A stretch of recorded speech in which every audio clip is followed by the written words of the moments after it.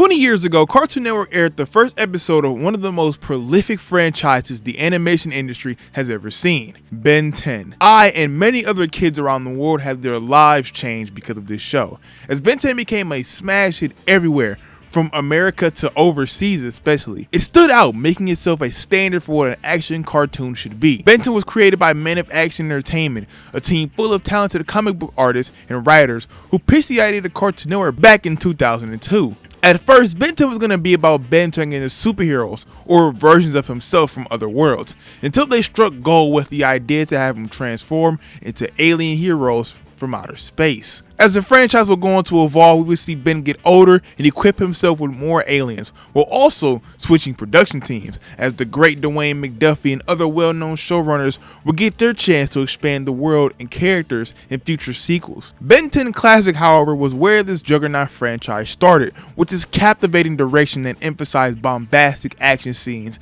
disgusting yet awesome alien designs and aesthetics, and characters who all became incredibly lovable, making it a joy to watch them interact with each other and kick alien ass and human ass too. They kick a lot of human ass. Throughout my history with this channel, I have talked extensively about the concepts and ideas and many other parts of this franchise, except the parts that really make me love what it is, you know, episodes, the characters in depth, and of course, you know, the things that I dislike, like certain choices in future episodes or just, you know, the typical bad episodes. The release of the full collection box set and the 20th anniversary coming up, I decided that there was no better time than now to fully go back and revisit the entire Ben 10 franchise, from the classic series all the way up to Omniverse, and maybe the reboot if y'all really like these videos, and extensively review and talk about why I love this franchise for what it is. So without further ado, let's go back to when the alien device first did what it did and watch the first ever season of Ben 10. Episode 1, and then there were 10. The episode starts off with a battle in space where we meet one of the coolest main bad guys of all time. I have come too far to be denied. I love this little transition taking us from Vilgax to meeting Ben. 10-year-old Ben Tennyson is waiting for his school day to be over so he can begin his summer vacation. Though, as the series will go on to emphasize, he can be a bit of a brat. We also get our first listen to the iconic theme song of this show too, which is, you know, everybody knows it's a banger.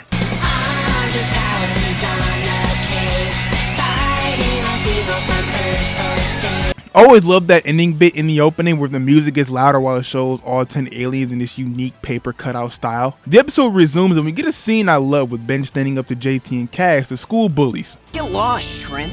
I said back off. Oh, looks like we got us a hero. Suppose we don't want to back off. What are you gonna do about it, Tennyson?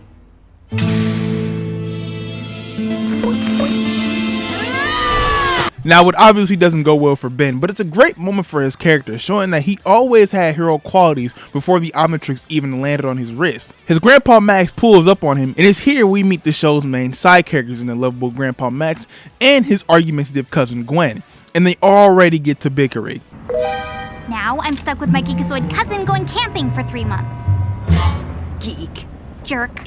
Something tells me it's gonna be a long summer. We fast forward to them setting up their campsite and we get some nice jokes in this small scene, like the cousins bonding over not wanting to eat Grandpa Max's cooking. In the middle of all this, we flash back up to the battle in space, and the battle causes the two ships to be damaged, with one of the ships dropping what looks to be a butt plug down to Earth. Jokes aside, the alien tech in this show does a great job at looking alien, with Vilgax's ship being a prime example. Back on Earth, Ben decides he wants to go for a walk, and on this walk is where something from the sky falls and almost blows him the fuck up. He evades being blown up, though his curiosity leads him to discover the Omnitrix. This entire scene is fantastic with how they play with the lighting on the Omnitrix and the shading on Ben's face, along with all the great sound choices for the Omnitrix. Everything here just sounds so alien and unique to the show. Ben figures out how to use the Omnitrix, and it's here we get the first transformation scene.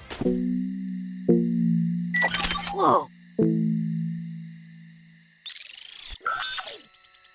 Cool!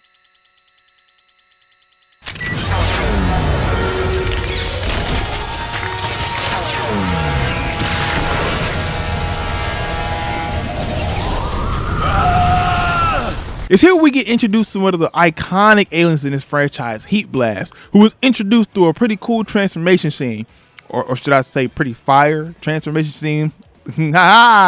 It's a pretty simple transformation scene as we see the rocks crawl up Ben's arm, but I like how you can see how he's terrified here and it ends on Heat Blast screaming, while in the future it all changes to a heroic pose. Ben immediately gets to committing arson as he just casually starts slinging fireballs around the forest. Max and Gwen take notice of the fire and go to put it out as they already know what Ben's doing. Gwen is the first to find Heat Blast and she comes to realize that it's actually Ben through some name calling. Don't even think about it, freak. Ben?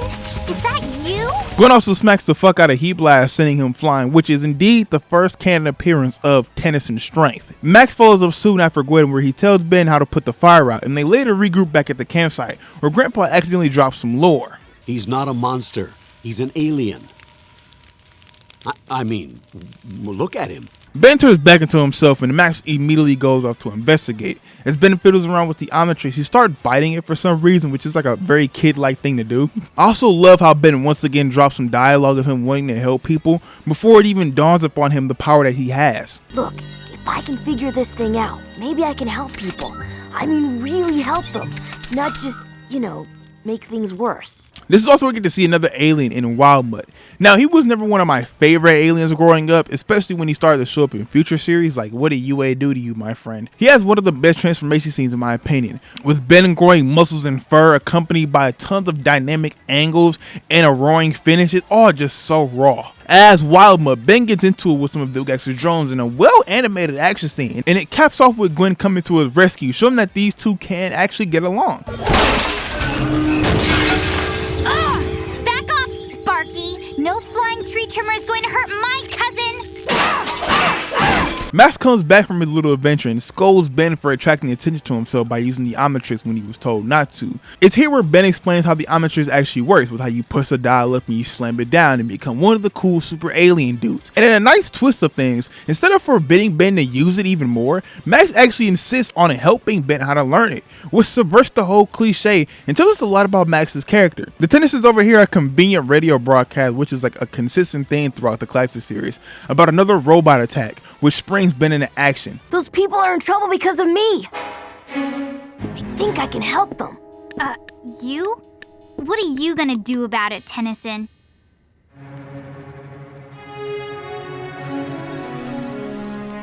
A detail I love is that before Ben transforms, he looks at Max for his approval, and of course he gives it to him, leading Ben to turn into Diamond Head, who also has a fantastic transformation sequence, with him getting covered in crystals, along with some very superhero-like angles being included. Using Diamond Head, he fights off the Mecha Droid, displaying all of Diamond Head's cool crystal manipulation abilities. Ben quickly realizes though that he can deflect the lasers back at the droid, which he ends up doing to take it out.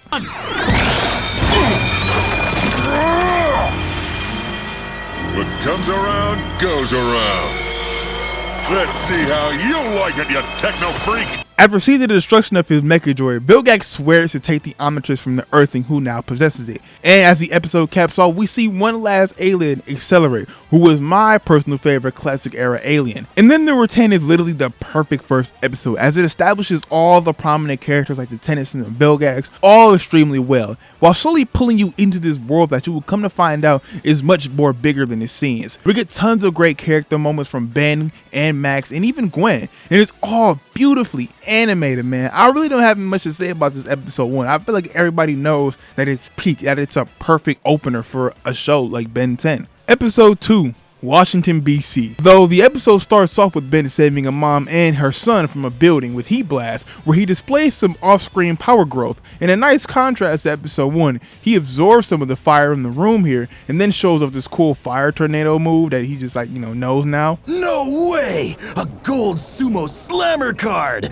Where'd you get it? I've been searching all over for that! It's always a treat to see Ben's aliens act as childish as him, further showing you that these transformations are indeed Ben himself. The Tennysons are in full vigilante mode as they chase down some criminals that ultimately get brought in by the cops, even though Ben did stop them. In this episode, Ben has to learn that his good deeds aren't always going to result in rewards, as he wants to be credited for his heroic deeds. This sets up a connection between him and Animo, the central antagonist of the episode, who is a scientist who is desperately seeking notoriety for his research. So he uses this transmodulator thing that is basically like a mind control animal device to control and create animal mutations to help him cause havoc.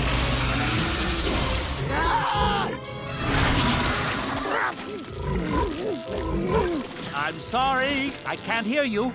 Sounds like you have a frog in your throat.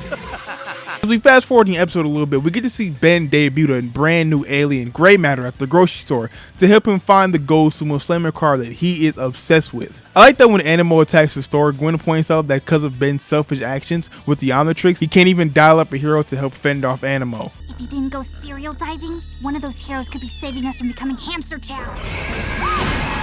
If for some reason you don't know, the Omnitrix in this series has to recharge after Ben uses it, which puts him in a lot of sticky situations as shown here. I believe the show states that the recharge and Ben's transformations both last for 10 minutes, though the plot makes it last for however long they needed to. We get more character moments as instead of running away, Ben shows his proficiency in being a hero without the watch by taking on the mutant hamster head on in a cool scooter action scene. What I was always iffy about was when Grandpa Max doesn't let Ben claim the gold sumo slammer car after the store workers offer Ben anything for saving the store, because like they totally have time to retrieve the car and then go after Animo. But Max redeems this weird hiccup for his character by instantly dropping a great line that still sticks with me to this day. Being a hero isn't about others knowing you did something good. It's about you knowing you did something good.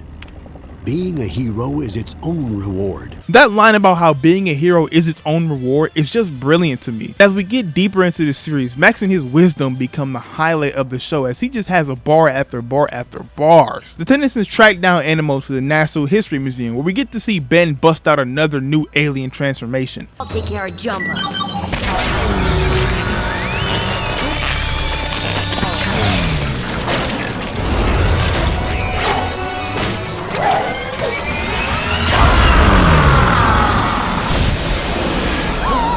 Let's wrestle. Forearms, who was a fan favorite and personally one of my favorites. In his first appearance, excellently shows why he's a favorite, as it does reuse the whole muscle growth we've seen in the Wild Mutt transformation, but the extra arms that bust out of a muscled up Ben and Forearms' powerful posing is all just a cinema, chef's kiss, W transformation sequence. The dope transformation theme is followed up by a dope ass fight scene as Forearms takes on this mammoth brought to life by Dr. Animo in a raw ass action scene with such great animation. Though one of the things you can notice is that in Forearms' first few appearances, you can tell that Richard McGonigal was figuring out his voice as he goes on to sound way different in his first few appearances. I can handle this. I don't need your help.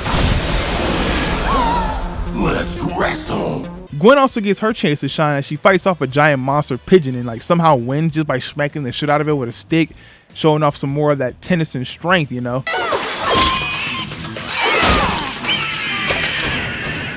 Ben's not the only one with skills. Goosebumps. Goosebumps.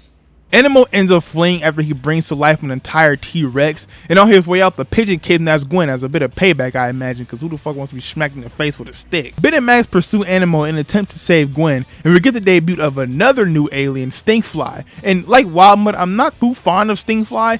Also, his transformation sequence is kind of weak in my opinion, but I get why he has his fans, especially in the classic series, as his wings and his goo all have great sound design, making him for a really disgusting alien, but it all fits here.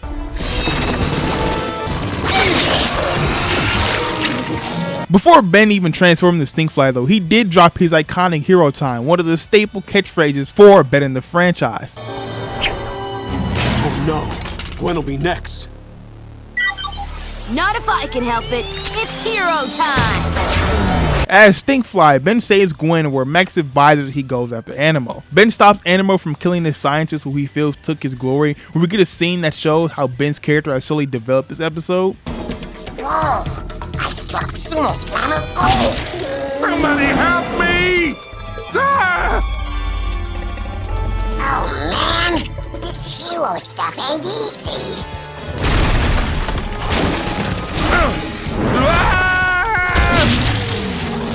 Ben puts a stop to Animo by destroying his transmodulator, and we see Animo be taken up to jail. And the episode ends off on a sweet-ish note, kinda, with Gwen thanking Ben for saving her life. Don't forget you saved me too. Thanks. Yeah, well, that's what we heroes do best. Rescue dweebs. You are such a major doofus. I know you are, but what am I? Like I said, this is another great episode as it gives Ben a small arc to go on that becomes sort of vital to his character, along with using Animal as a reflection to Ben himself. Animal is also great here in his debut. He's one of my favorite villains in the entire franchise, as his antics never really get old, and the way the show handles him and all his features appearances just make him so much more lovable and enjoyable. He's honestly up there with Vilgax in terms of villains, no exaggeration. So far, Benson is 2 for 2 with 2 great episodes. Let's see if they keep up that momentum. Episode 3. The Krakken. The Krakken may be one of the most forgettable episodes in the season, but not because it's bad, more so just because the other episodes are just much more memorable. The episode begins with Ben swimming in a lake and messing around with Gwen as usual, where she reminds us that this show is indeed from the 2000s. Knock it off, midget! Hey, hold on. Hey! Ben continues to mess around with Gwen, pretending to drown, then scaring her with forearms. But as Gwen heads off, Ben is suddenly ambushed by a real monster, the Krakken, who, fun fact, was confirmed to be an actual cryptid, giving this show some retroactive Secret Saturday ties. The next morning, the Tennysons go to the docks where they run into Captain Shaw, who, like Ben, has seen the Krakken. Ben and Max go on Shaw's boat to fish, with Gwen staying behind, and some of the funniest shit in this episode starts to take place. Even after the scene where Max sees the Krakken for his own 2 eyes, he still calls Shaw crazy, which just made me laugh. I don't want you to put too much stock into what Mr. Shaw says. I don't think he has both oars in the water, if you know what I mean. Why? Just because he saw the Kraken too? But going back to the scene prior, the 3 of them run into a group called Friends of Fish who put on the least convincing good guy act, but they get points for the fishing joke against Shaw. And anybody who tells you they've seen a monster in this lake is casting without a hook. The Kraken eventually reveals itself as it's heading to the docks, and we get more of Max coaching Ben to use his powers. I like to chalk the scene up as a little nod to Max's history as a plumber, which is what implores Max to really help Ben learn how to help other people, because it's a nice little bit of headcanon knowledge for me. We see Ben get ready to go hero, and he name drops an alien we haven't seen before, who he also intends to transform into until... Hey, I said rip jaws, not accelerate. Stupid watch. I like how this scene acts as more evidence that Ben has been using the Omnitrix off screen, as he name dropped Ripjaws, an alien we haven't even seen yet, and that he though seems to be familiar with. It all shows that he is getting familiar with the watch off screen, especially his reaction to not getting his intended alien, which mistransformations become a very important part of the show, as is Ben's main weakness in this series that overstays his welcome in the later shows, but we'll get to that when we get to it. Running into Accelerate instead, we get a really cool action scene with Accelerate that also has him looking fucking like jacked in some shots, like bro, he's yoked. After this cool Accelerate scene, I kind of start to lose a bit of entertainment from the episode.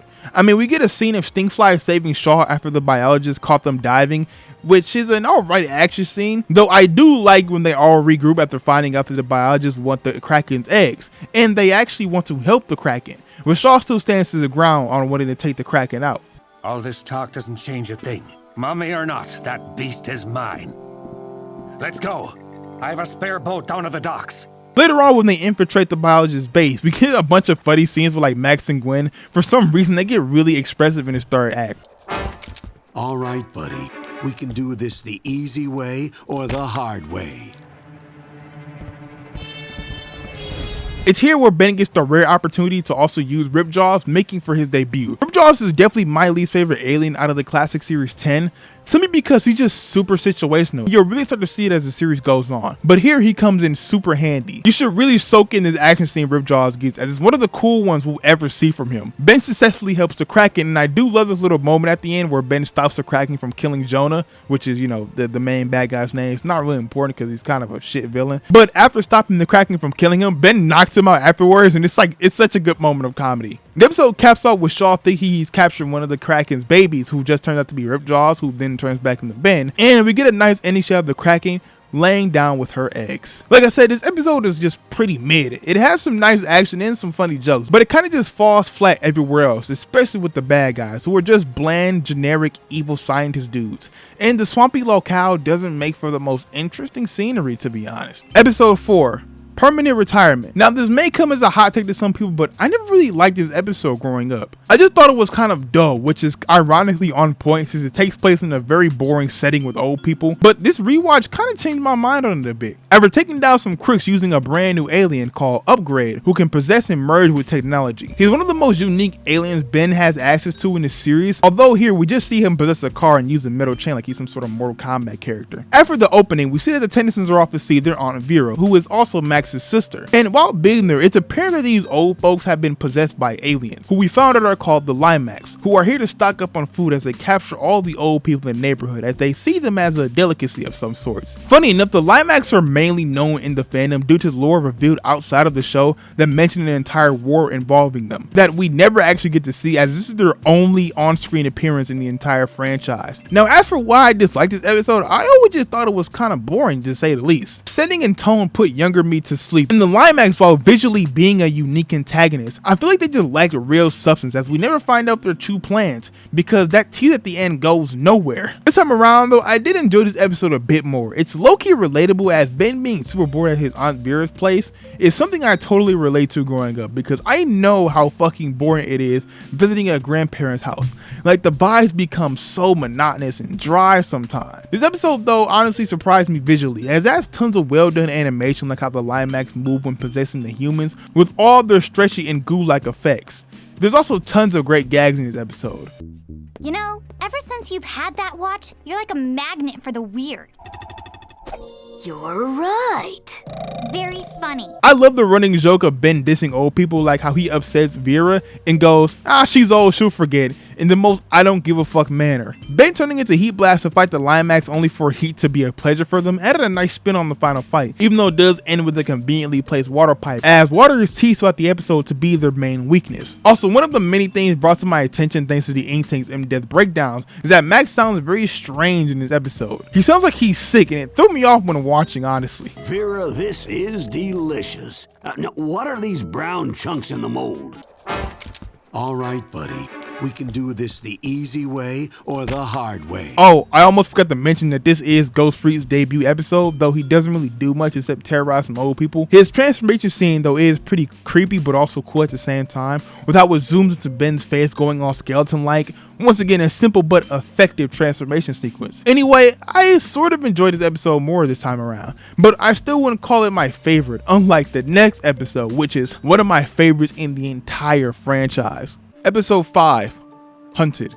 Vilgax recruits 3 bounty hunters, Crab, 66, and Tetrax, who ends up becoming a GOAT side character in this series, but we'll get to that. He orders the 3 of them to go out and retrieve the Omnitrix. A simple yet exciting premise for an episode. This episode is so beloved by me and honestly the entire fandom because it excels in every single area that an episode could. For starters, Ben is training with Diamond Head, something that calls back to what Grandpa Max said about teaching Ben how to use Omnitrix in the first episode. Max is trying to help Ben improve his strategic mind, as Ben only knows how to use a strong alien because, you know, strong alien go brr. Remember to think out there, Ben. Might isn't always right. I know, but it's always fun. During this training montage, we see that Ben has become a massive show-off, to which almost gets Gwen killed, but also damages the rust bucket. The Tennysons have to stop at an abandoned mine town where Ben wanders off. Gwen and Max don't want a repeat of what happened in the first episode at the campgrounds. Maybe you should, Make sure he doesn't somehow blow everything up? So Gwen follows after him. Meanwhile, the bounty hunters have been hot on Ben's trail. Ben turning into Ghost Freak leads Crab right to his location, where we and the characters learn what the watch is actually called. Hand over the Omnitrix. What's he talking about? It wants the watch, Einstein.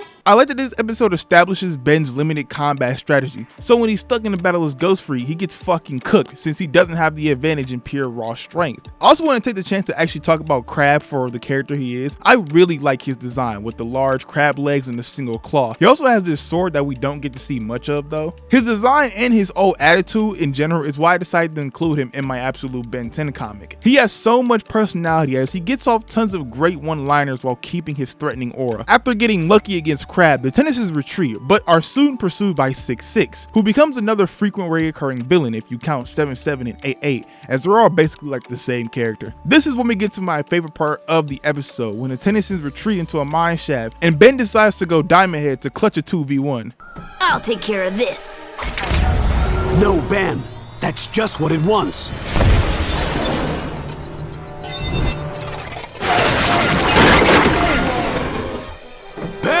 Ben gets his shit rocked in the 2v1 of course, but is soon saved by Tetrax, and is here for one of the best scenes of the entire season play out. Billions of beings on this planet, and the Omnitrix winds up on the wrist of a foolhardy youth. Well, like I told your buddies, this thing doesn't come off. It cannot simply be removed like taking off a hat. Do you ever pause to consider your actions at all? Hey, I kick more than my share of alien butt. Such as your recent success in the mine shaft with the bounty hunters. It was 2 against 1. The Omnitrix is not some toy for your amusement. It's the most powerful weapon in the galaxy. The key to an epic battle between good and evil. And whose side are you on?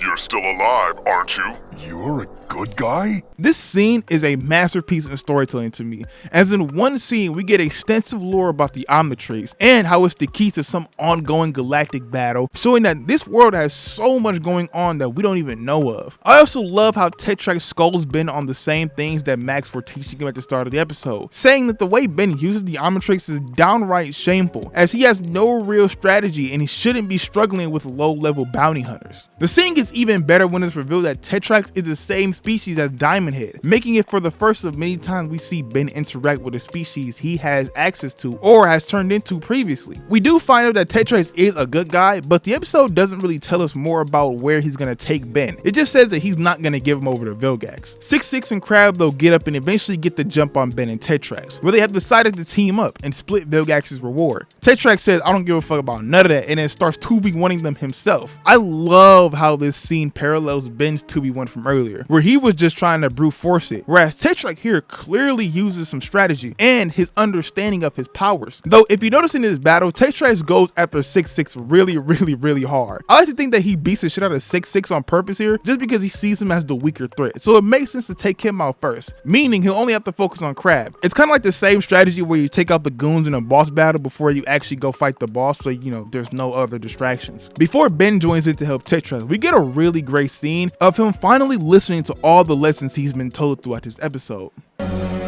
Remember to think out there, Ben. Might isn't always right. Your choice of warriors is based solely on brute strength. Do you ever pause to consider your actions at all? We see Ben scroll over from forearms to gray matter, kind of symbolizing that he's finally choosing brain over brawn. And as gray matter, he takes down the bounty hunters, much to Tetrax's liking. Tetrax captures Crab and 6-6 and he tells the Tennysons that he'll be back, setting up his return for Secret of the Omnitrix. Also further cementing his status as a GOAT side character. In a real act of kindness, he gives Ben his hoverboard. The episode ends with Vilgax giving Ben some props for his cleverness, but that he will no longer be denied in his pursuit for the Omnitrix. Man, oh man, this episode fucking bangs. We get introduced to some franchise staples with some top tier visuals and action, along with tons of great lore drops that help further along the story and add a lot of color to Ben 10's world. Like I said a lot in this segment, Tetrax is a top 5 Ben 10 side character, and it's a shame that his character gets shafted in future shows. Ben's character is highlighted really well in this episode, as Ben's lack of strategy is called out and explored excellently, from characters taking notice and even showing him how it was done, him losing every fight badly until he learns to adapt. Made for an entertaining watch. Hunted isn't just a good ass Ben 10 episode, it's a good episode of television in general. I think this is a great episode to show somebody who you're trying to get into Ben 10 for the first time, because there's just like so much meat to bite on here. And while I'm not rating these episodes individually, I will say that this one in particular is like an automatic 10 out of 10. I think I spent a long time talking about this one episode, so let's hurry up and get on to the next. Episode 6, Tourist Trap. I'm gonna be pretty quick with this one, as this episode is really simple. The episode opens with Ben making faces at some random kid before he completely traumatizes him and his father.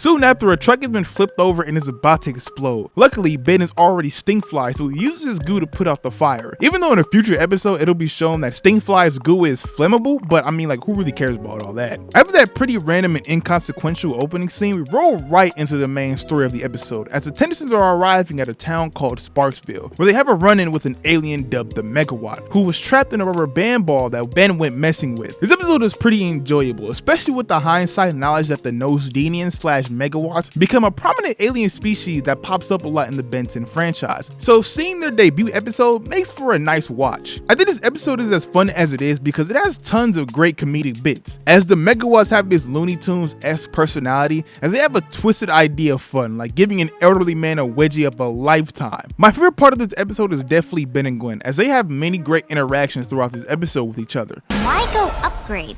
It's complicated. You wouldn't understand. Watch didn't let you change into what you wanted it to, did it? Shut up! They feel like real playful cousins in this episode, as they bicker but also have moments of fun. The two of them have to keep their mistake hidden so they don't get into trouble. Something that I'm sure everyone with a cousin can relate to, because I mean, like, we never wanted to get whooped by our parents, and so, you know, shush, we didn't break that lamp, we didn't break it. The mayor of Sparksville is also a pretty funny character with his dry humor and attitude. But for now, how do we stop this thing, Mr. Mayor? What you mean, we? You let it out, you catch it. Like every other episode up until this point, the visuals and animation continue to cook, barring of course small yet noticeable errors like Gwen's stock model being placed in the shot. Besides that though, we get a decent scene with Upgrade where we finally see his transformation scene, and in my opinion it's pretty even though it is well animated. In that fight with Upgrade, it's also where it's revealed that the megawatts can duplicate themselves, making them for one of Ben's duplication aliens. And that Heat Blasting at the end is just like full of aura. Like, it is such a fun watch. You know, Heat Blast is really the golden alien of season 1 and probably like classic in general. There's also a small photo montage of Ben and Gwen hanging in Sparksville that features tons of cool original illustrations. We even get real life science solutions in this episode, like the use of what's a conductor and what's not a conductor, which leads to the defeat of the megawatts, which added another nice spin to this episode. While it's no Hunted, these types of fun, low-stake episodes are needed, and I for one had a really good time watching this episode, so good job, Tourist Trap. Episode 7, Kevin Levin. Well, we got another iconic episode in front of us, ladies and gentlemen, so let's get into it.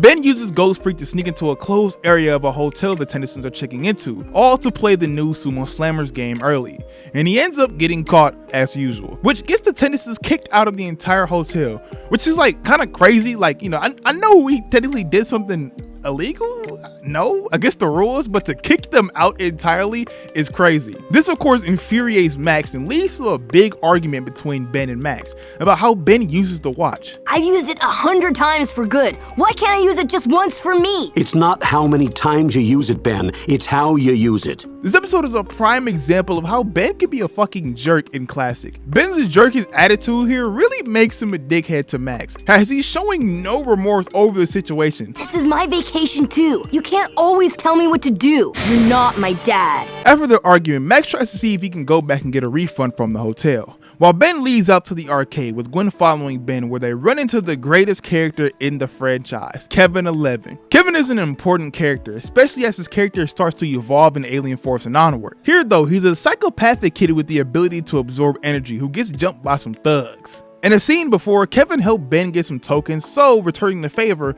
Ben turns into Accelerate, fighting off the thugs who are going to jump Kevin. The two of them start to talk and hit it off, and instead of going back to the rust bucket, he ends up going along with Kevin. You keep Grandpa waiting any longer, he's going to pop another gasket. We gotta go, like now, Ben. Don't you mean you have to go? Ben and Kevin, after getting to know each other a little bit, end up breaking into an entire warehouse to steal that new Sumo Slammers game, though they get the attention of the fucking SWAT team. Now, the full SWAT team coming out to find some kids who are just stealing a video game is pretty insane, but I do want to share this little cool theory I heard about it being a trap to catch Kevin, since he was always pretty open about his powers. So if you think about it like that, it makes a lot more sense, but if you don't, it's just funny how the entire SWAT team is coming after a 10 and 11-year-old kid. In this scene, we get to see Kevin's powers firsthand as he powers up a forklift, and I do like how his powers are used here in this episode, with how he sort of shoots electricity. And while I've grown to love his power set in the later series, it's a nice touch seeing how different it worked here in Classic. Ben turns into Stinkfly, and as Stinkfly, he tries to lose the SWAT team as they chase him and Kevin down throughout New York. Once they get out of sight of the SWAT team, Ben tells Kevin about the Omnitrix, and Kevin immediately wants it, showing signs that he is indeed power hungry, though Ben still agrees to be his partner in crime. I love the scene after, as Grandpa is fucking pissed off at Ben. Of all the stunts Ben's pulled, this is the worst.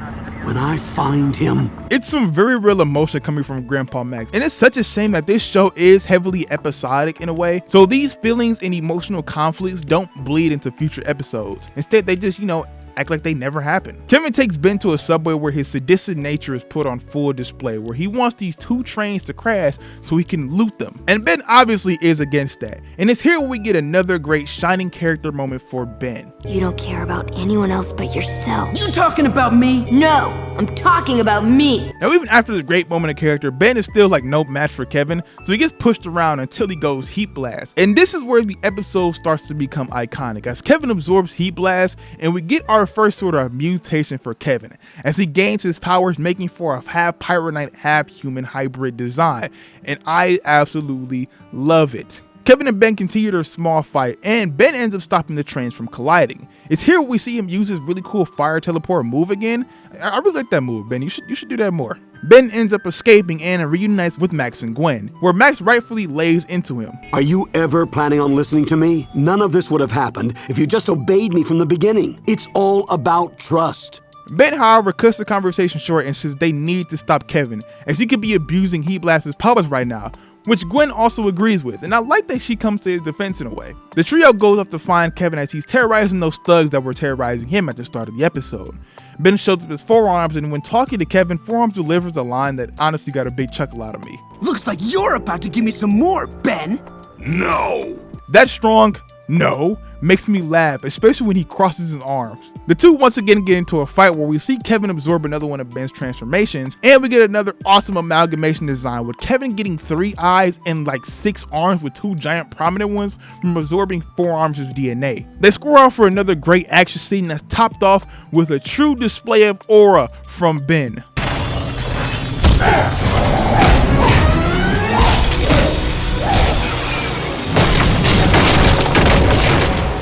Ben drawing out the watch time to put down Kevin with a few more punches is a scene that is like engraved in my brain whenever I think of Classic, as I'm sure it is for many of you all, because this scene gets posted a lot. After getting his ass beat by Forearms, Kevin surrenders to Ben, where Ben, interestingly enough, offers him the chance to join his family on their road trip, which would have been a pretty cool dynamic if it happened. I mean, we would have got 10-year-old Alien Force basically if Kevin agreed, but obviously he refuses, as the surrender was a trick. Kevin tries pulling off the Omnitrix, and it's here we get our first glimpse at the Omnitrix's self-defense capabilities.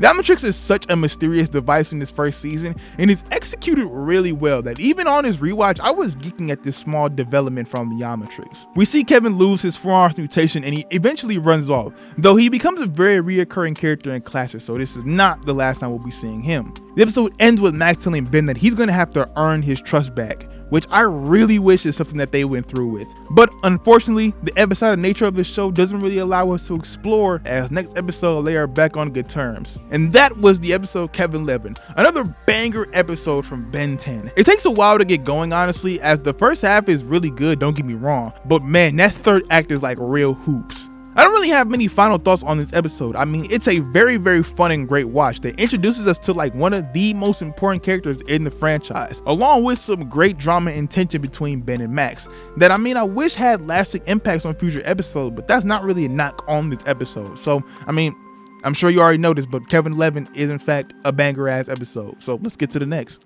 Episode 8. The Alliance. Vilgax is back on that timeline as he launches another attempt at retrieving the Omnitrix, though this time it comes at a pretty bad time for the Tennysons, as they are currently caught up in the middle of stopping a heist led by the leader Rojo. Ben ends up turning into Forearms to take down Rojo and her goons, and as their fight ensues, I like how Ben ends up showing that he has a bit of a moral code of not wanting to hit girls. Huh? You're all women. Look, I don't want to hurt. The main takeaway from this battle is the fact that Rojo ends up accidentally injuring Max, sending him to the hospital. And afterwards, as the robot started to attack, she ends up fusing with one of Vilgax's drones that ended up disrupting the heist. Rojo now fused with Vilgax's technology, making her this sort of like Terminator chick, I guess. Puts her into direct contact with Vilgax, where he displays just how menacing he really is. Now possess power you could have never imagined. Fulfill my demand, and I will teach you. Fail me, and I will turn you to dust. He orders Rojo to go retrieve the Omnitrix. Meanwhile, Max is taken to a hospital where Ben is taking it like really hard. Even though the doctor said like he'll be fine. I mentioned that because Ben like actually takes this shit really hard. He even makes some impulsive decisions later on, even though Max will literally be fine. I mean, like, the doctor told you he'll be fine. I know it's hard to see a loved one in that state and he feels like responsible for Max's condition, but I don't know, like when he decides to leave them later on, leaving a note and all that later in the episode, it don't really make much sense to me because running away, especially in a random city, in itself makes no sense, but I digress. Maybe I'm being too hard on a 10-year-old kid. I do like this small scene that the cousins share with each other. Heroes don't hit girls. Good to know. Ow! I thought you said... I'm not in hero mode. This episode, like Kevin Levin, has tons of drama with the main cast, and other than the questionable things Ben does, it's all handled pretty well and straightforward. We get more Ben's attitude, though this time he shows just how pissed he is, and he starts kicking around random garbage cans and shit, but also talks about going alien to help Grandpa, which is such a sweet thing for him to think of. It really adds another layer to his character. He does have a pretty endearing and caring side, other than his sometimes jerky attitude and his heroic antics. Activating the Omnitrix, though, alerts Rojo to his position, and she ends up going on to attack Ben and Gwen at the hospital. While they're running away, Ben delivers this line in a very strange way to me. It's like she merged with those robot drones. Robot drones? I don't know. Maybe it's just me that just finds that funny. It probably is just me. The episode from here on out, though, kind of dips in quality for me, as the action scenes are honestly pretty boring. Heat Blast stopping a random rock slide is pretty meh. And later on, when Ben fights Rojo with Accelerate, it barely feels like a fight. And even though the later action scene upgrade is a lot better, it's still honestly pretty whatever. This episode's strongest quality is how it advances the overall narrative, playing into the whole Vilgax storyline. Like Ben finally coming face to face with Vilgax for the first time. Listen to every word. Be afraid. You cannot hide from me. I will find you, and when I do, I will retrieve my Omnitrix. It's a damn good scene that really adds to Vilgax's intimidating factor. I also noticed that during the last battle, 3 SWAT members entered the gym where Ben and Rojo are fighting at, but they let Gwen knock out Rojo instead of like them apprehending her. Like, they just vanished after that. Like, I don't know, it just felt funny. I noticed. I do love how this episode ends off though. She said I should be afraid. Grandpa, you look afraid. I'm fine. And you'll be fine too. It's another one of the many subtle hints dropped in this season that Max knows more than he's letting on to his grandkids. The Alliance, though, overall is just an alright episode to me. I'm not really super crazy about anything here other than how it forwards the story and how serious the Tennyson subplot takes itself, though everything else could have been better. Rojo serves her job as the antagonist in this episode, though she's another one of those underutilized characters that we'll meet a lot throughout the classic series, but honestly I wish we would have saw a lot more of her other than her appearance in -10, you know? I feel like there's a couple season 2 and 3 episodes that she could have made her way into, but you know, that's just me. Anyways, on to episode 9. Episode 9. Last Laugh. The episode starts off with some rare Ripjaw's action, and it's here where we first see his weakness to fire / being dehydrated on land, which is why throughout the series he barely shows up, unless it's to challenge Ben, of course, because outside of water he's practically useless. After taking down the criminals, the Tennysons become aware of a circus that's in town. Gwen and Max are totally down to go to the circus, while Ben is sort of reluctant on going, which we find out is because of his fear of clowns. I love that Ben's fear of clowns is a big part of this episode, as it's nice to focus on a niche character trait for an episode, as it helps these characters feel more three-dimensional. It's kind of unfortunate, however, that Ben's fear is the most interesting part of this episode, because everything else in this episode is either confusing to the point where it's hard to find enjoyment for me, or it's just like low-key boring. For starters though, we have to get familiar with the main villains of the episode, who are the circus freaks, featuring Thumbskull, a strong man who looks like a thumb, Frightwig, who has strong tentacle-like hair, and Acid Breath, who, I mean, like the name speaks for itself. Guy breathes acid. You know, not much else. They are a trio of thugs who work under Zombozo, an energy-draining vampire clown. I do have a soft spot for this cast of villains, but it's purely because I liked them when I was younger, and not because of anything the show does to actually make them seem like cool characters. Acid Breath, though, I will give credit to, as his design is pretty gross with these very, very ashy lips and jagged teeth. And the classic series vibe and atmosphere does allow Zombozo to come off as frightening, but the episode as a whole is meh as fuck. Zombozo's plan of sucking positive energy is made clear, but it's never stated as to like why he has to do it. Like, does it keep him healthy, like in Omniverse where it was able to nurse him back to health, or is it just strictly for like power? Like, is he just a power hungry clown? Like, they don't really, you know, make that clear. It's also never explained what Zombozo's powers are. Like, we see he has super strength and all that, but he can also like create illusions in like this weird Mysterio type of way, which he definitely sends Ben through. Like, he actually physically goes through this, at least from what I can tell. So it makes you wonder, are the souls he collecting giving him these magical powers, or is it just strictly physical? Like what the fuck is Zombozo? There's also a pretty unintentional funny scene where Ben has to stop the rust bucket from crashing, and the last thing he thinks of doing is to use the brace. Like, you should have tried the brace before you went flying off the road, homie. Easily my favorite part of this episode though was Max still being able to give Ben some wise words with little to no energy after being drained by Zombozo. Sometimes you just gotta scare the fear out of you. And these words are made like even more impactful when Ben literally takes Max's advice and scares his fears away, as he literally like scares the shit out of Zombozo, which blows him up, which again is confusing as shit. Like what is Zombozo? Like, this whole episode doesn't really make much sense to me. As a kid, I really did love this episode though, as it probably was one of my favorites back then, but now it's just sort of like whatever to me. I still think Zombozo is an interesting villain and interesting from a conceptual standpoint, as I really do wish he came back in Classic just one more time. But like, this episode is his only appearance, so that like fucking sucks. Episode 10, Lucky Girl. This episode starts off with the Tennysons at a museum. Don't let Mummy Face get to you. She's probably older than that spell book.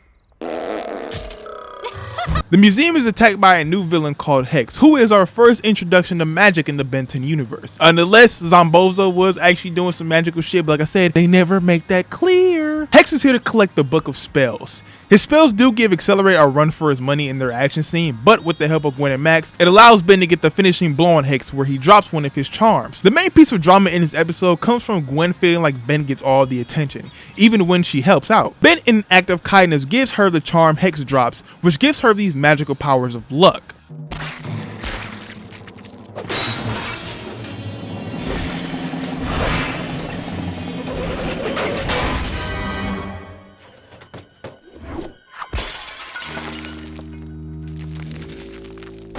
This leads to Ben and Gwen arguing in the entire episode on who's a better hero, as Gwen's new powers start to give her her own little ego, adding new flavor to their constant bickering.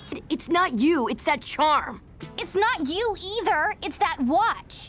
You're just jealous of me. I'm not. R2 times 10.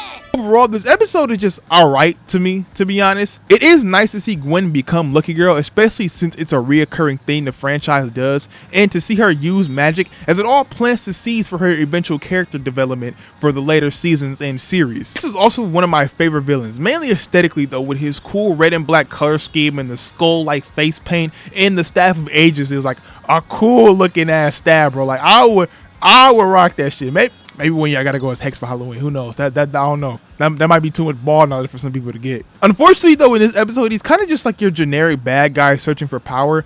But his drip, like I said, is undeniable, bro. Ben and Gwen's bickering in this episode is, I guess, a lot more enjoyable, if that's the right way to put that, because it actually has a legit reason to be happening, instead of it just being them randomly lashing out at each other. It was something refreshing for their dynamic, even though it kind of is the same old tired bickering, but you know, you get what I'm trying to say. There's a cool fight scene at the end too, with Forearms donning a giant sword, and Max, of course, swinging a giant metal pole with fucking concrete at the end of it, which is the craziest shit in like this entire franchise.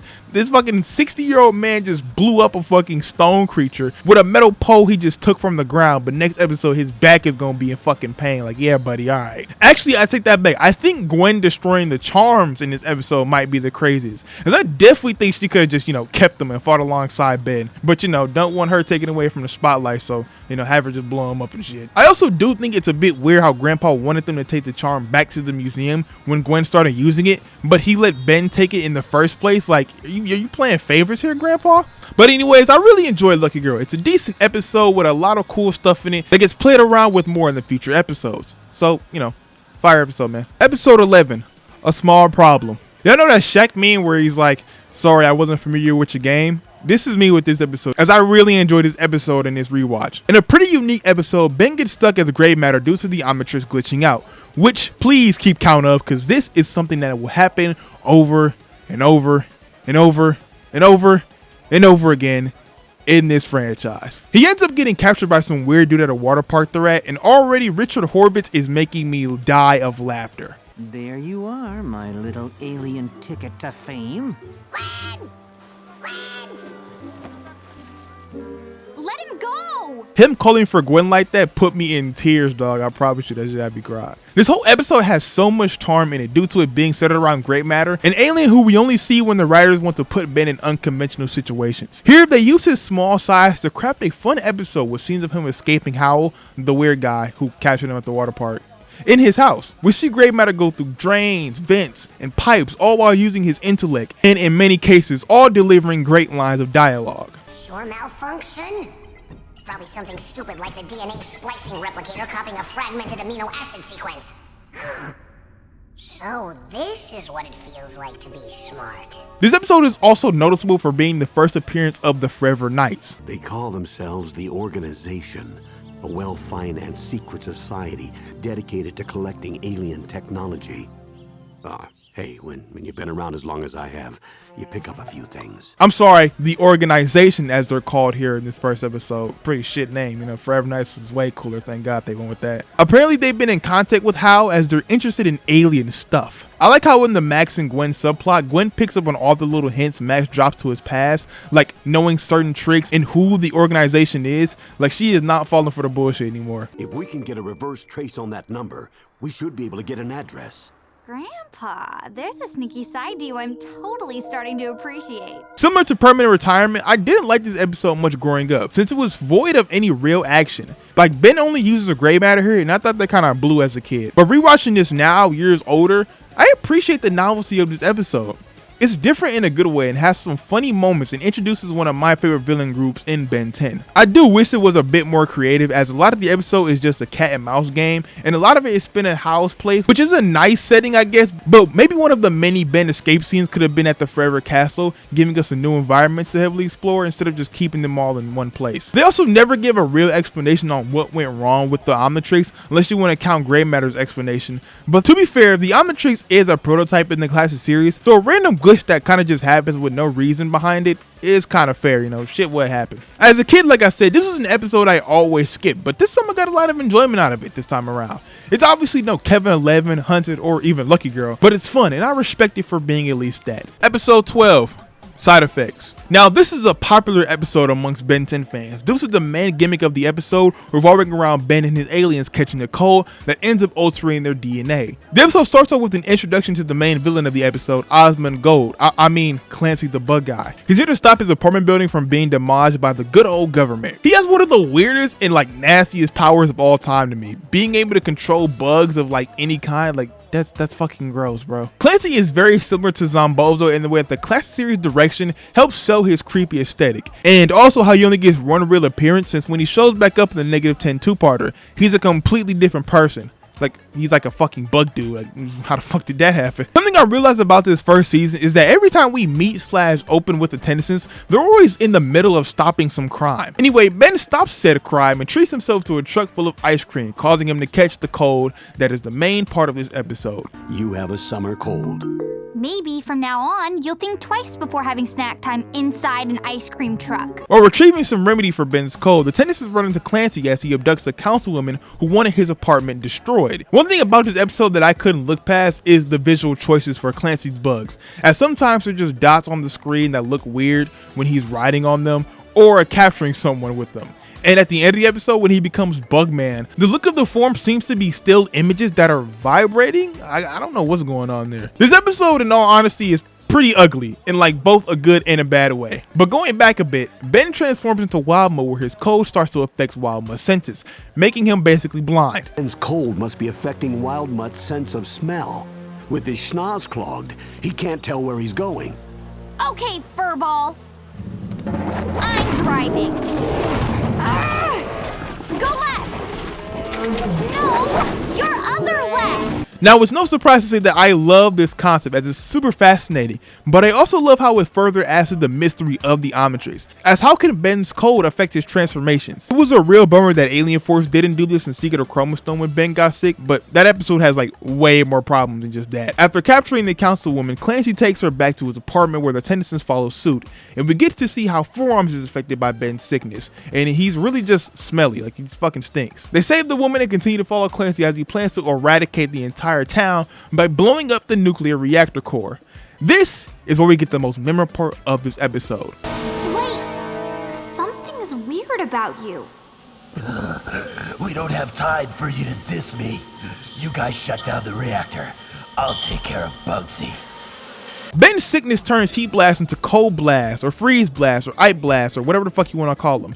And it's so cool, pun indeed intended. Seeing Cold Blast take on Clancy in his stupid looking bug form by shooting ice at him and freezing him validates this entire sickness concept. Though I do find it funny how some aliens get fully handicapped by Ben's sickness, and some get full on new powers. It's not entirely a problem, I just think it's an interesting thing to think about. Like, what would Ben's other aliens look like if they got sick? Would some be nerfed or would some be buffed? You know, pretty interesting. Similar to a small problem, Gwen starts to question Max more on how he knows the things he knows, like shutting off an entire nuclear reactor. Just outside the reactor core, there's an emergency override system. Let me guess. You learned about nuclear reactors from a monk in China. Max's China monks training probably gives Batman's Tibetan monk training a run for his money. They end up stopping Clancy and shutting off the core, but as they drive off thinking that they won, Clancy comes back for one last attack. Though he stopped thanks to some nasty shit Max made for Ben, which attracts all of Clancy's bugs and like sends him down a ravine as Ben throws the jar out. The episode ends on sort of an abrupt note with Gwen getting a cold, and then it just fades to black. Clancy is a cool, albeit one-note villain who I wish we did see more of, though the visual with his powers are unsatisfying to look at, along with some uninspired action scenes in this episode. Other than seeing Ben's aliens get sick and how they're affected, this episode doesn't have much else going for it. And to be honest, only one alien makes this idea as cool as the fandom thinks it is. Might be a hot take, but this episode is looking to be probably my least favorite of the season. But it's all made up for because the next episode is the season's finale, and boy, it's one of the best episodes in the franchise, period. Episode 13.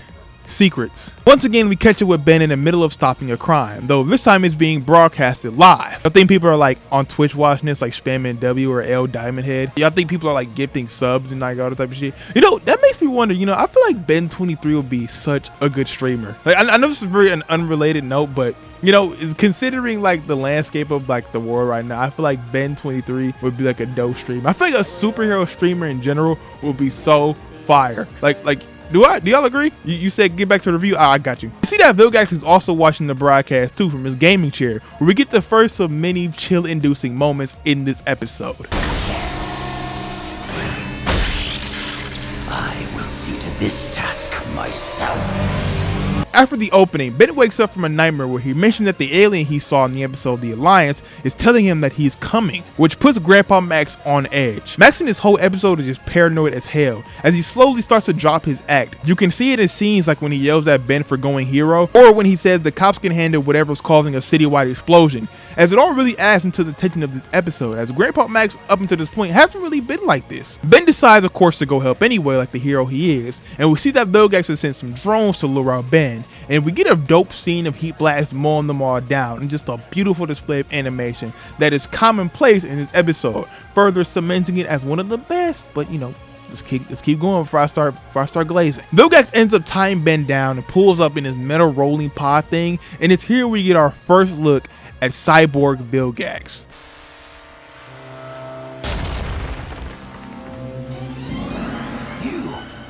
You're the alien from my visions. At last we meet. The being that has caused me so much trouble. In another great display of animation, Heat Blast heats up and burns the energy net things away. This is by far the best looking episode of the season, which makes sense since it's the finale, but it feels like everything was cranked up to 100, from the smoke animations, the fight choreography, even the sound design is peak. Like every time Vilgax moves, you hear this heavy metal clanking, and it makes him even more imposing somehow. I don't know, he's just like, they're like going to max with Vilgax right now, or farming to the max. Heat Blast tries giving Vilgax the hands, only for him to shrug it off, then pick him up and toss his ass through several buildings across the city. When Vilgax tries to continue his combo string, he blasts immobilizes him in a great moment of quick decision from Ben, though it's just in time to give Grandpa Max a heart attack. No, it can't be. Ben ends up timing out and Max demands him to get in the RV, where we get another great line. Believe me when I say you do not want to pick a fight with Vilgax. How do you know his name is Vilgax? Grandpa, what aren't you telling us? Ben though says fuck what you're talking about to Max, and he transforms again into Stinkfly of all aliens to rematch Vilgax. Where, I mean, as you can imagine, he gets like fucking cooked, because like what's Stinkfly gonna do? In such a great shocking moment, Vilgax just immediately de-transforms Ben, adding another level of intimidation to his character, showing that he isn't just threatening, but he's somehow smart enough to know about the Omnitrix and know how to work it. I love how angry Vilgax is that Ben is a child. Like, there is real anger in his voice. A child? The Omnitrix is in the hands of a mere child? Vilgax also ends up tanking the Omnitrix's self-defense measure, you know, the one that completely knocked Kevin out. Like, this episode does a phenomenal job at making Vilgax feel like a real force of nature. Vilgax ends up taking Ben hostage, and something that I like is that Max basically leaves Ben on his own, as they're on their way to Mount Rushmore, which is a base full of weaponry, and a specific kind of weapon that Max will need to take down Vilgax. It's a good character moment to me, as it shows what kind of protector Max was back in his prime plumber days, as he kind of knows that trying to play keep away from Vilgax is kind of pointless, and that the only way to really take him out is going to be a full direct approach. Back in Vilgax's shit, we get some deep lore that, like in Hunted, really shows you how big the world of Ben 10 is. You hold the key to a power struggle so ancient, so vast, it is beyond your feeble comprehension. We see these visions of what Vilgax intends to do with the Omnitrix, building an entire army of Omnitrix wielders to conquer the galaxy. Max and Gwen infiltrate Vilgax's ship, and Max busts out his mega laser equipped with a switch, dropping once again another banger line. Claws off my grandson, Vilgax. Grandpa? Tennyson.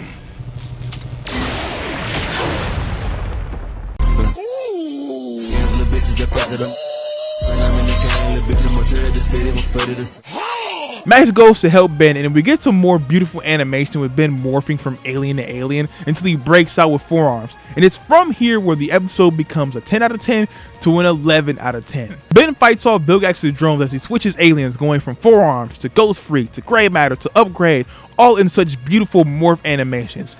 And it gets even better as Vilgax tanked the blast thanks to his new cybernetic body that Max shot at him. Side note, I love how subtle they write Vilgax and Max's relationship, with them just calling each other by name casually. Like these are just like two bros who used to hang out in college or something. Your weapon won't help, Tennyson. As you can see, I'm much stronger than in our last encounter. Ben tackles Vilgax out of the ship as it sets up for their final battle in this episode. On top of Mount Rushmore, Vilgax leaps through the air as he pulls up on Ben, who's dying as Ripjaws. You know, who's just fucking useless, of course. But they get into a fight as Ben continues to morph from alien in a fantastic action scene. Unfortunately though, none of Ben's aliens are able to match the power of Vilgax, so the scene is really just a pure display of dominance from Vilgax, like when he whips Accelerate by his tail into a fucking rock, or when one simple slam into the ground is enough to put full-on cracks into Diamond Head. Now, I really don't have the animation expertise to explain why this scene in this entire episode is as beautiful as it is, other than me just saying, you know, it's beautiful, I like this here, I like that there. So if you want to get a more in-depth breakdown of the animation, I highly recommend the Intense breakdown of this episode, as there's a lot of good information in there if you're looking for it. Continuing with the fight, Ben turns into Ghost Freak and escapes from Vilgax, though Vilgax catches Gwen and Max lacking as they flee his ship, using them as bait to lure Ben out. As Wildma, Ben ends up surrendering and gives Vilgax the Omnitrix. So in a cool detail, we never actually hear Ben submit defeat, but Max warns Vilgax not to go back into his ship as it's about to blow up, which the ship indeed does, but not before Ben can shoot him in his back and escape the ship, leaving Vilgax stuck and forced to blow up along with it. You are the thorn in my side. Yes, it runs in the family. Commencing self-destruct launch. The episode comes to a close with Ben telling Max that they need to have a talk as they watch Vilgax's ship pieces fall from the sky, as they are happy they just murdered Vilgax. Now, to be serious for a moment, Secrets is a fucking blast of an episode. It makes for a perfect finale. Everything built up throughout the season is paid off here. Max's secret, the arrival of Vilgax, and adding more context to the mysterious Omnitrix. We get our first full introduction to Vilgax, who becomes the main villain of the franchise, and he's at his peak here, from his design to his extreme amounts of knowledge and power. All makes him one of the best villains from an action cartoon. I love how we get to see all 10 aliens in this episode, further adding that special feel to the finale. My only real complaint for this episode is that Gwen doesn't really do much here, as she's only really here to question Grandpa Max in every scene he reveals something in, and it can become quite annoying after a few rewatches. Nonetheless though, this is a fire way to cap off the first season, and it leads into season 2 perfectly. Literally, the season 2 opener literally takes place like a few moments after this episode. But we'll talk about season 2 when we get there. Ben 10 season 1 holds up extremely well on a rewatch. Some episodes of course aren't as great as others, as some can even be downright boring at times. But the season sets up and places you perfectly into this world, with a strong season opener, tons of great in-between episodes. It all caps off in a finale that may easily be the best in the entire franchise, all in just its first season. We meet tons of great villains, even if some aren't kind of one note in their debut, but all of them still offer tons of entertainment. Our main trio of characters are all handled really well throughout the season. It just sucks that the show doesn't carry over some conflicts, like Ben breaking Max's trust, which is something I still wish they kept throughout the season. Ooh, it would have been so sweet to see that play out. But even in the more episodic structure, these moments still hit hard regardless. As for where this ranks on our tier list, I feel like season 1 fits right at home in A tier for me. Thank you all for watching what I assume is a pretty long video. This is definitely new territory for me, so if you enjoy this video and can't wait to see my season 2 review, please leave a like and let me know down below, because please, this episode took like a month to make it. The support would be greatly appreciated. And also be sure to turn notifications on so you can know when the season 2 review goes live. As like I said, we're doing every season of every single Ben 10 show, season by season, so you know you don't want to miss that. I'm sure it's gonna be prime time videos for you to watch while you eat. And while you're still here, let me know in the comments what was your favorite season 1 episode and just how you feel about the season as a whole. But until next time, it's been your boy Dan, the Boy Wonder, signing out. Peace.